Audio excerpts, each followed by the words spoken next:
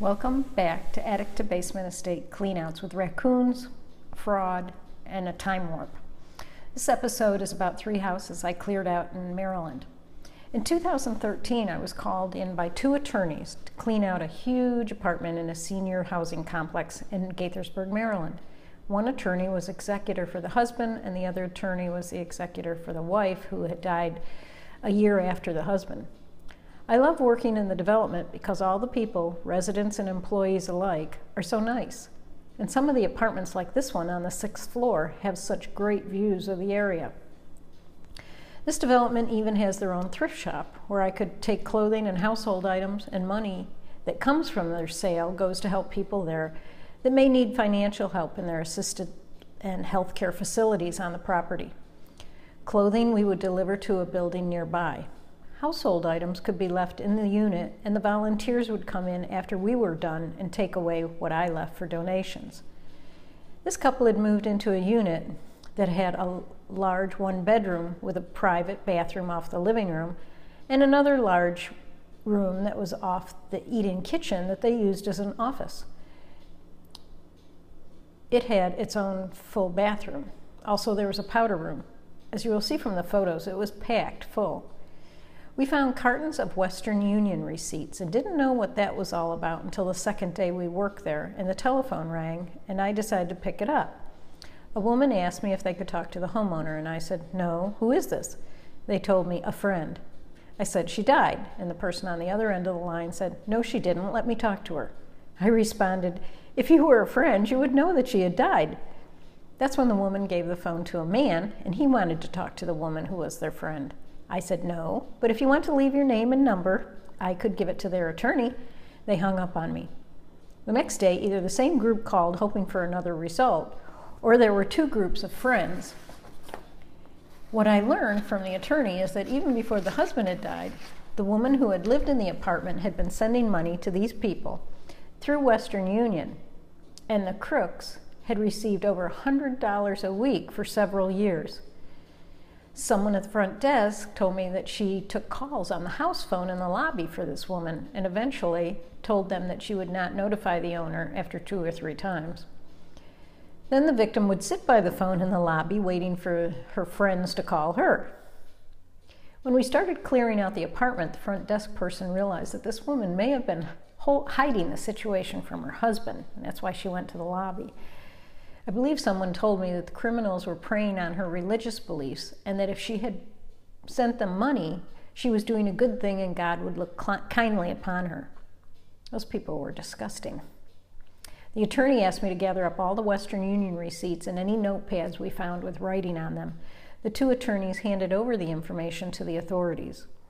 I don't know if they ever caught these people, but it wasn't for lack of trying on the attorney's part. The manager of the building told me that parked in the couple's numbered spot in the garage was an adult-sized tricycle. We brought that up into the apartment for safekeeping, and it went to auction.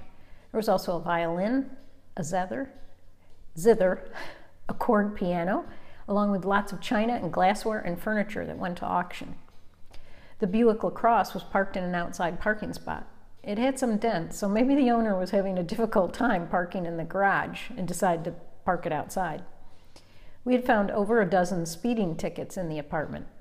Most of them were for the same stretch of Route 355.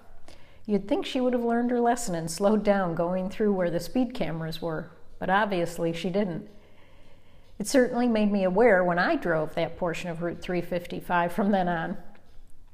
A neighbor was looking for a flash drive that had a club's membership list on it that the deceased woman had borrowed and never returned. We couldn't find that. We did find books that came from the development's library, and I returned those. I shipped boxes of photos and trinkets to family members. I took 67 pieces of clothing to Chic to consignment in Gaithersburg. And I will admit that I bought 2 end tables from this estate, which I still have today. I had 4 helpers work at different times with me on this job. One of them was constantly with me, and we worked a total of 169 hours in this apartment.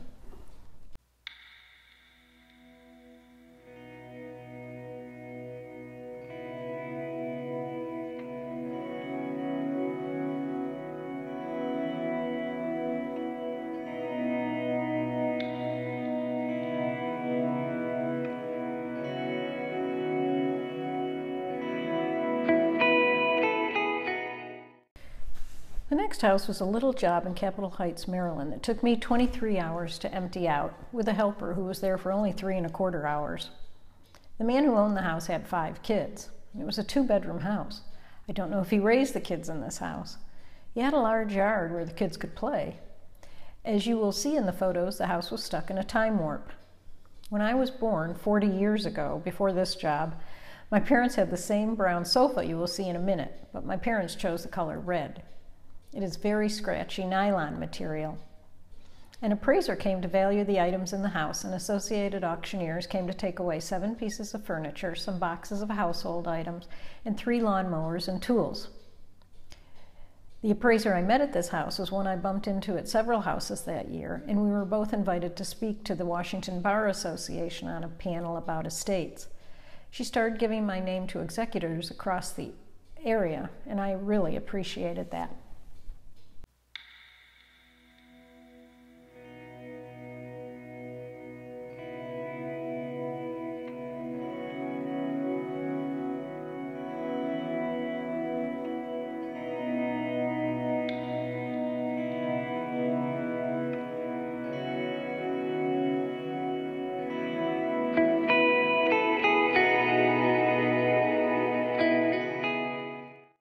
The final job I wanted to talk about was in Clinton, Maryland, which is in Prince George's County.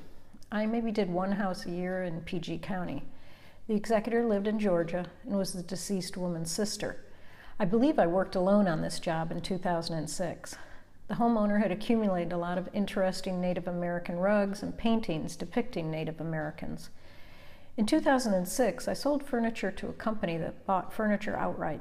They went out of business around 2008. They mostly wanted living room furniture, dining room tables, and some bedroom sets. But they said no to these pieces. I finally found a consignment store that would take some pieces, and the rest of the things went to Goodwill and the Salvation Army. The whole job took only 11 hours. You will see from the photos she really decorated the whole house in this style. I see when I look at the invoices for 2006 that I raised my rates $10 an hour halfway through the year. I was getting busier and thought I could afford to raise the rates. Thank you for watching. Please subscribe, and I'll be back with another episode in 5 to 7 days. Bye.